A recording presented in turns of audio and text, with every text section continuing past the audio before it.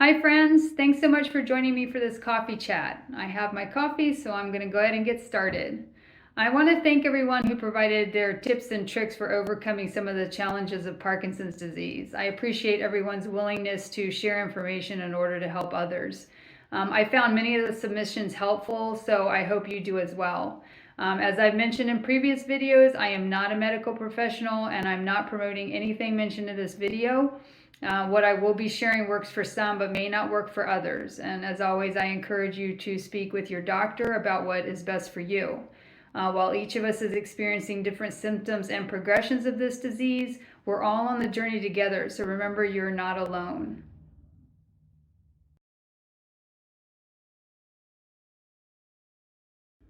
I want to start with input I received for caregivers and care partners.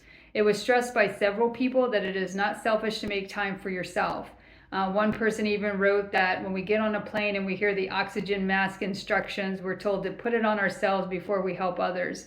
And the reason for that is if we pass out, we're no good to anyone. So take care of yourself. A couple of tips I received along the same lines encouraged asking for help. Most people want to do things for others, so give them the opportunity. Take a break, take time off, and ask friends or family for help. One person talked about using respite care, which is an option for providing short-term relief for caregivers. And it can be arranged for a couple of hours or for an extended period and can be provided at the home or in a facility. Another person wrote that as a caregiver, while it's difficult, she tries not to argue. If it looks like her partner is going to argue, she drops the issue because she finds his personality is changing and he's not always able to be reasonable or logical. Several folks emphasized the importance of joining a support group. Some expressed feeling isolated prior to getting into a group and said that the group was helpful in talking with others in the same situation, people who could relate to what they're going through.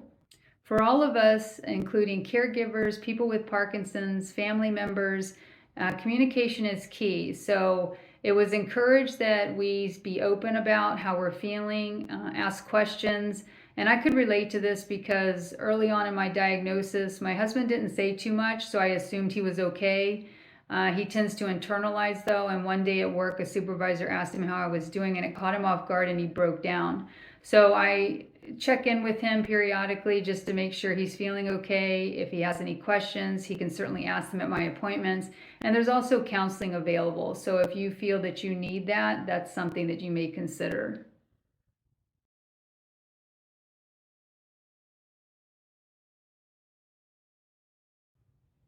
One tip I received was to find a new doctor if you're not comfortable talking to your current one or you feel you aren't getting the care that you need.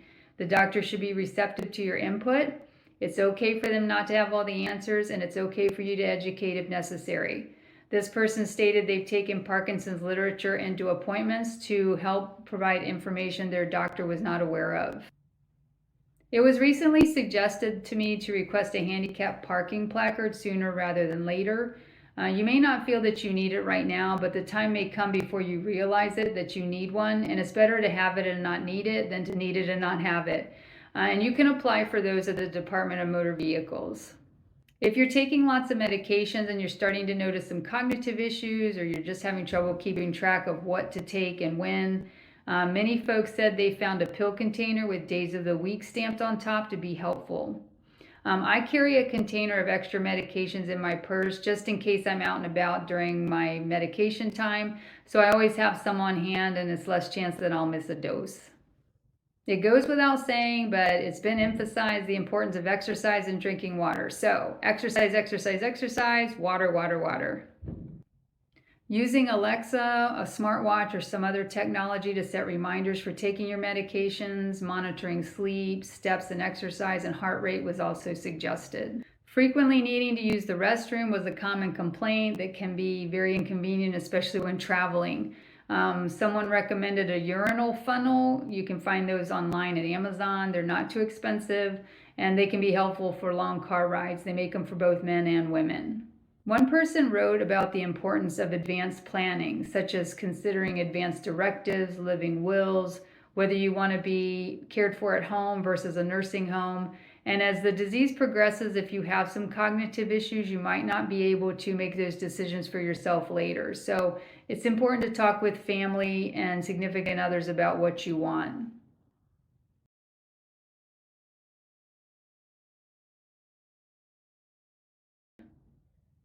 I got quite a bit of input on this subject. Stay seated when putting on pants, socks, and shoes to avoid falling. Also, put a belt on your pants before you put the pants on. That's a little bit easier. Several women responded about the topic of bras. They sell a lot of bras that have front enclosures, including sports bras, or you can hook the bra in front and then turn it around and put your arms in. Slip-on shoes are good, but not slides. Elastic waistband pants, so we can all become our mothers. Replace buttons with Velcro on clothing. They make magnetic jewelry clasps for necklaces, or you can replace shorter chains with longer ones so you can just slip them over your head. If you have trouble with zippers, you can loop a rubber band or yarn or something through the hole at the end of the zipper to help pull them up.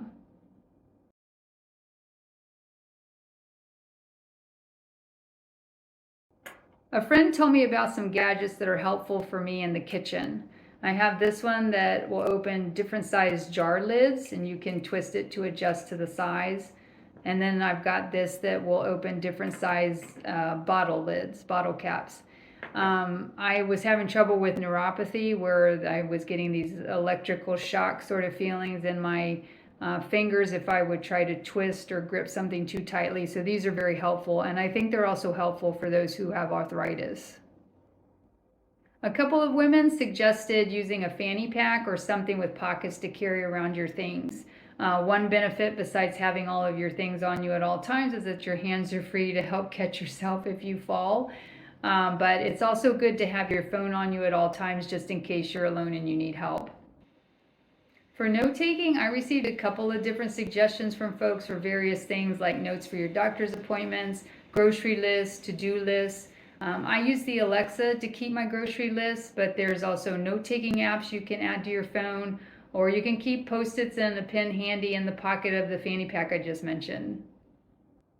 Another tip I received was the use of weighted pens for writing, that they can help steady a hand if you have tremors. I have a couple myself. There's also weighted eating utensils, and you can find these things online like at Amazon.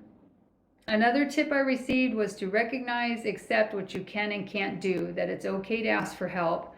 And a couple people recommended yoga, meditation, or get massages for stress relief.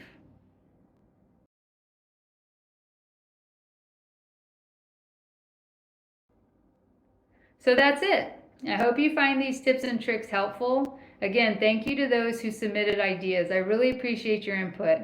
Thank you so much for watching. If you haven't subscribed already, please consider doing so we can keep the channel growing. Stay positive, friends. Keep moving, and I'll see you soon.